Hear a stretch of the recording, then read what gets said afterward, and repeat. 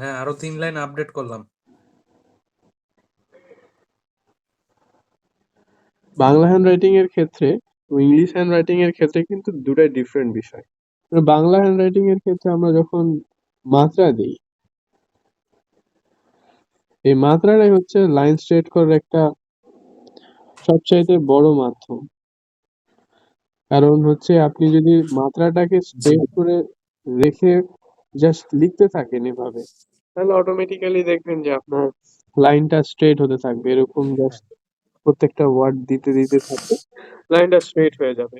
কিন্তু ইংলিশের ক্ষেত্রে নিচের দিকে খেয়াল রাখতে হবে, এখানে যেহেতু মাত্রা নাই, কিন্তু আমরা যে এটা এই যে নিচে এই দাগগুলো দিচ্ছি, যে দাগগুলো দিতেছি, এটাই কিন্তু হচ্ছে আপনার লাইন স্ট্রেট করার একটা মানে খুব বড় টেকনিক বলা যায়। কারণ আপনি যখন ধরেন এখানে একটা লাইন, এই যে এখানে আমি একটা ওয়ার্ড লিখছি ইংলিশ, ক্লিয়ারলি দেখা যাচ্ছে না। দেখা যাচ্ছে না? না। যাচ্ছে ভাই, দেখা যাচ্ছে। তাহলে মেবি আপনার একটু নেটওয়ার্কের প্রবলেম হইতে পারে। ওকে, আপনি তাহলে রিজয়েন হতে পারেন। আমরা যেখানে ফার্স্ট ইংলিশ ওয়ার্ডটা লিখছি, এখানে যে ফার্স্ট লেটার হচ্ছে ই, তারপরে যে আমরা এখানে এন্ড করছি না, ইটা এখানে এন্ড করছি, তারপর আবার কি স্টার্ট করছি এন, এখানে ইন করছি যে স্টেট, যে এন্ড পয়েন্টটা আছে, লেটার্স এর এন্ড পয়েন্ট যেটা। সো দেখেন এটা আর এটা একদম সমান রাখছি। জি এর ক্ষেত্রে কি যে ওটা যখন দিতেছি একদম এনে যেখানে এন্ড করছি, সেম ওই জায়গাতে ওটাকে ক্লোজ রাখছি। দেন এই যে এন এর সাথে আবার যদি আমরা মিল রাখতে পারি, বা ও এর সাথে যে মিল রাখতে পারি এন্ডিং পজিশনটা, এল লিখছি। তো এল এর ক্ষেত্রেও দেখেন এই যে এটা এন্ডিং পয়েন্ট। দেন আবার একটা লেটার্স লিখছি সেম এভাবে জাস্ট দিছি, যেটার সাথে এটা মিল রাখছি, এসটাও একদম এই বরাবর আছে, H ending point ending point.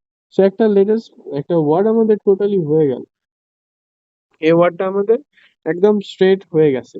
তো এখন এই ওয়ার্ডটা আপনার নেক্সট যে ওয়ার্ডটা লিখবেন, এটার একটা টার্নিং পয়েন্ট ক্রিয়েট করবে যদি আপনি যে এখানে যেটা এন্ড করছেন আর এখানে যেটা হচ্ছে আপনার স্টার্টিং পয়েন্ট, এটাকে সমান রাখবেন।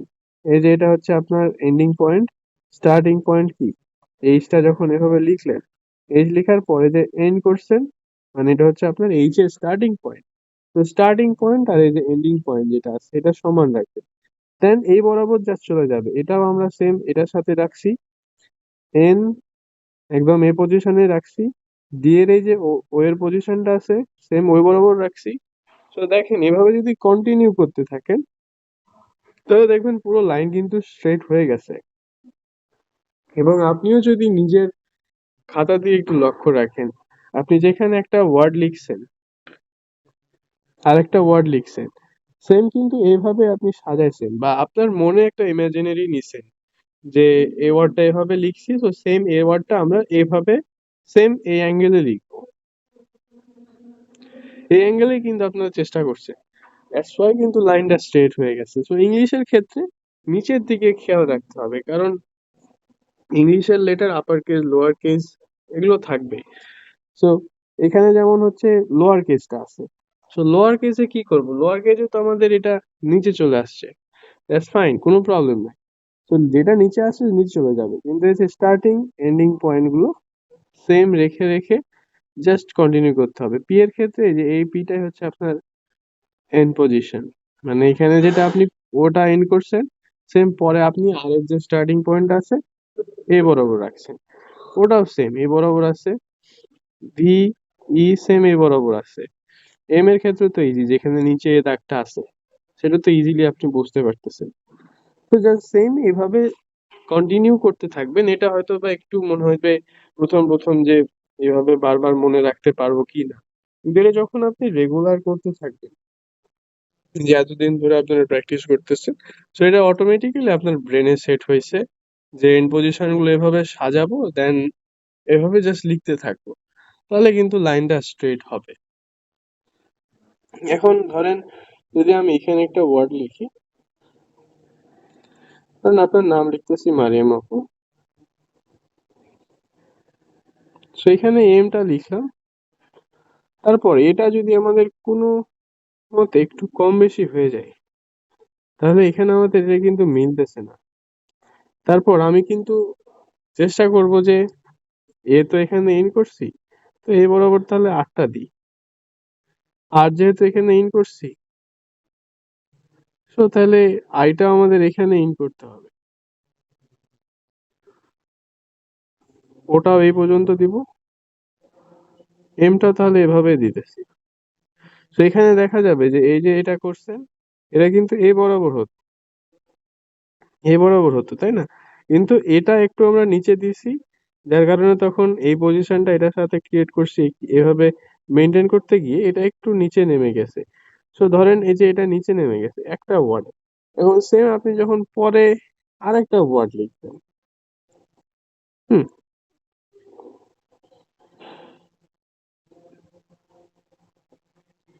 তার মানে আপনি কি এটার সাথে আবার মিলাতে যাচ্ছেন, বা এভাবে মিলাতে মিলাতে যখন আপনি এই লাইন বরাবর চলে যাবেন, তখন এই লাইনটার পসিবিলিটিটা কতটুকু যাচ্ছে, মানে আপনি এভাবে লাইনটা এইভাবে চলে যাবে, লাইনটা হওয়ার কথা ছিল এইভাবে, তাই না? কিন্তু এই যে একটু ভুলের জন্য যে নিচে যখন এটার দিকে খেয়াল রাখতেছেন, মানে এটা একটু কমে গেল, তখন ওই অনুযায়ী যখন আপনি মানে আনকনসিয়াসলি যদি ওটাকে করতে থাকেন, তাহলে আপনার লাইনটা কিন্তু এরকম ভাবে বাঁকা হয়ে যাবে। মানে এখান থেকে আস্তে আস্তে এরকম বাঁকা হয়ে যায়। এক্স্যাক্টলি যারা এরকম দেখবেন যে বাঁকা লাইন ক্রিয়েট করে, তাদের কিন্তু এভাবে ওইভাবে আসলে এরকম হয়ে যায়, কিন্তু ও আসলে বোঝে না যে এক্স্যাক্টলি আমার এটার জন্য আসলে বাঁকা হয়ে যাচ্ছে। কিন্তু ধরেন যে আপনার লাইন একটু বাঁকা হয়ে গেছে, বাট আপনি একটু ক্রিটিক্যালি থিঙ্ক করলেন যে আমার লাইন, আচ্ছা এখানে যে এটা দিছি, সো এটা হয়তো একটু নিচে নেমে গেছে, আর এমটা যে পজিশনে ছিল, এমটা এই পজিশনে ছিল, এখানে একটু বেশি গ্যাপ হয়ে যাচ্ছে, আমি আবার লিখে দেখাচ্ছি।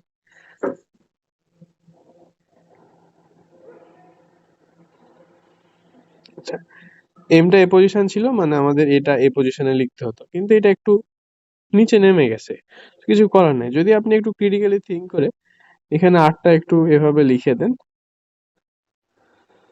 তাহলে আপনাকে আর নিচে ওটার দিকে খেয়াল রাখতে হলো না, একটা লেটার একটু কম বেশি হলো, কিন্তু আপনি জাস্ট সেম ওই ধারা অনুযায়ী, মানে যে এই ending point starting point just maintain করে লিখতে থাকবেন, দেখবেন যে আপনার লাইনটা তাহলে স্ট্রেট হয়ে গেল, আর এভাবে বাঁকা হওয়ার পসিবিলিটিটা কমে গেল। একটা ওয়ার্ড বা একটা লেটার একটু কম বেশি হতেই পারে অ্যাজ এ হিউম্যান। সো আপনি যে পরে জাস্ট লাইনটা জাস্ট প্রথম অ্যাঙ্গেলের সাথে স্ট্রেট করে রাখলেন, এভাবে এন্ডিং পয়েন্ট স্টার্টিং পয়েন্ট গুলো দিতে থাকবেন, স্ট্রেট হয়ে যাবে। এবং আপনাদের খাতায় যেটা লিখছেন সেম ওইভাবেই আছে। আপনি যদি ওই খাতাতে স্কেল ধরে দেখেন যে আমার লাইনটা স্ট্রেট আছে কিনা, যদি স্কেল পাশে থাকে, তাহলে দেখবেন যে আপনাদের লাইনটাও কিন্তু স্ট্রেট আছে স্কেলের মতোই, যেভাবে একদম স্ট্রেট। এবং সেম ওইভাবেই কিন্তু আপনারা লিখছেন, বাট হয়তোবা মাইন্ডে ওভাবে নেননি যে আমরা আসলে এইভাবে স্টার্টিং পয়েন্ট বা এন্ডিং পয়েন্টটাকে মনে রেখে ওভাবে করতেছি।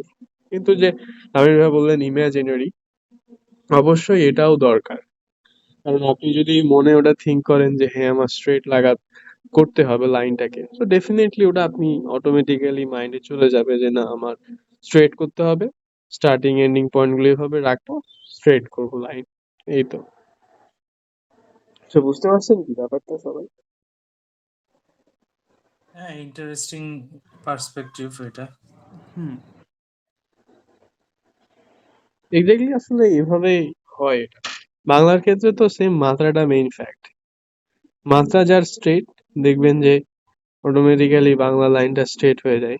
মাত্রাটা যদি এই ওয়ার্ডটা এ পর্যন্ত লিখে একটু এটাকে কমায় এভাবে একটু বাঁকা হয়ে গেল, তখন কি পরের ওয়ার্ডটাও আনকনসিয়াসলি এভাবে লিখার চেষ্টা হয়ে যাবে, এন্ড দেন দেখা যাবে যে লাইনটা এরকম বাঁকা হয়ে যায়। এই জন্যই বাঁকা হয় আর কি। মানে আমি যতটুকু দেখছি এ পর্যন্ত, যতগুলো আমি যেগুলো নিজে নিজে শিখছি বা নিজে নিজে করছি, আমার পার্সপেক্টিভ থেকে আমি জাস্ট এইরকম চিন্তা ভাবনা দেখছি যে আসলে লাইনটা কিভাবে বাঁকা হইতেছে এবং স্ট্রেট হওয়ার পসিবিলিটিটা কেমনে হয়। এক্স্যাক্টলি এটাই। এবং আপনাদের এখন তো বলছি আগে যে আপনি যে বেসিক স্ট্রং করছেন না, শুরু থেকে একদম অনেক ভালো করে সবাই লেটার্স গুলো প্র্যাকটিস করছেন, ওই জন্য কিন্তু আপনাদের লেখাগুলো একদম পারফেক্ট হয়ে যাচ্ছে। আমি শেখানোর আগে আপনাদের লাইনগুলো স্ট্রেট হয়ে যাচ্ছে। তো দ্যাটস ইন্টারেস্টিং। আর সামির ভাই, এখন আপনার লাইন ব্রেকটা ঠিক আছে, বাট মারিয়াম আপু আপনি অনেক বেশি ক্লোজ করে ফেলছেন। তো এখন একটা লাইন লেখার পর আরেকটা লাইনে কতটুকু গ্যাপ দেওয়া যায়, ইটস ডিপেন্ড যে আপনি ফার্স্ট লাইনে কতটুকু গ্যাপ দিচ্ছেন। এটা যদি এক কলম আমরা গ্যাপ দিই, তার মানে কি এই পজিশনে আসতেছে, তার মানে আপনি যখন নেক্সট লাইনটা নিতে যাচ্ছেন, তো লাইনটা শুড বি এভাবে হবে, তো এরকম ভাবে যাবে। সেম যদি আরেকটা কলম নেন, তাহলে এক কলম নিছেন, তো আপনার পুরো একটা পেজে এই ধারা বজায় রাখতে হবে যে আপনার একই সমান মাপ থাকবে। তো হয়তো বা মনে হতে পারে যে এটা হয়তো বারবার মনে রেখে রেখে এরকম ওই অনুযায়ী আপনার প্রত্যেকটা এক পেজে লাইনটা ওইভাবে গ্যাপ রেখে করতে হবে। কিন্তু এখানে যদি একটা জিনিস খেয়াল করে নিই, আমরা বলছিলাম যে একটা হাইফেনের সমান একটা লেটার্সের পর গ্যাপ থাকবে। সো এইখানের বিষয়টা হচ্ছে দুইটা হাইফেন প্রায়, যদি নর্মালি আমরা থিঙ্ক করি দুইটা হাইফেনের মতো। সো এটাও কিন্তু একটা ইমাজিনারি বলা যায়। যখন আপনি ফার্স্ট লাইনটা লিখলেন, আমার আসলে এখন ওভাবে পুরো সেন্টেন্স লিখতে গেলে অনেক সময় লাগবে, যার কারণে আমি কিন্তু এই দাগ টেনে দেখাচ্ছি। তো ধরেন এখানে একটা আমাদের লাইন থাকতেছে, তো এখন পরের যে লাইনটা দিব, এটাই হচ্ছে আপনার টার্নিং পয়েন্ট বলা যায়। যে এখানে আমি যদি এতটুকু দিই, তাহলে আমাকে কি করতে হবে, আমার পুরো লাইনটা এরকম ভাবে চলে যাবে, এভাবে দিতে হবে। কিন্তু এটা বেশি ক্লোজ হয়ে যায়। সো আমি কি বলছি, জাস্ট আরেকটু গ্যাপ দিবেন, দুইটা হাইফেনের মতো করে। এটা আসলে নিজের মানে নিজের মতো করে করা যায়, যে আপনি লাইনে কতটুকু স্পেস দিবেন সেটা আপনার নিজের উপরেও ডিপেন্ড করে, কিন্তু বেশি যাতে ক্লোজ না হয়।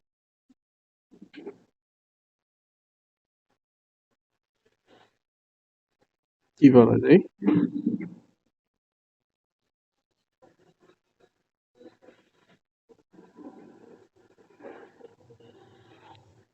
এখন আমি যদি এখানে ইং লেখার পর এখানে আবার যদি ম্যাথ লাগাই, তো বেশি ক্লোজ যদি করে ফেলি, এটা একটু বেশি ক্লোজ হয়ে যায় না?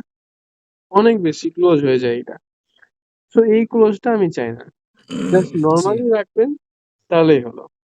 This is the first line. তারপর মোটামুটি যে দুইটা হাইফেনের সমান গ্যাপ থাকবে, দেন আরেকটা লাইন স্টার্ট করেন, আরেকটা লাইন স্টার্ট করেন। সো জাস্ট সেম এভাবে আর কি যাবে, সেম এভাবে, জাস্ট আপনার এটা মেইনটেইন রাখবেন, জাস্ট সেম এভাবে মেইনটেইন রাখবেন, তাহলে আপনাদের লাইনটা ভালো লাগবে। একটু বেশি আর একটু গ্যাপ দিবেন, তাহলে মানে আপনারটা আরো বেশি পারফেক্ট হয়ে যাবে। সো অনেক কথা বলছি, এবার সামির ভাইয়েরটা পারফেক্ট ঠিক আছে, বাট মারিয়াম আপু আমাকে কাইন্ডলি আরো 3 লাইন লিখে দিবেন।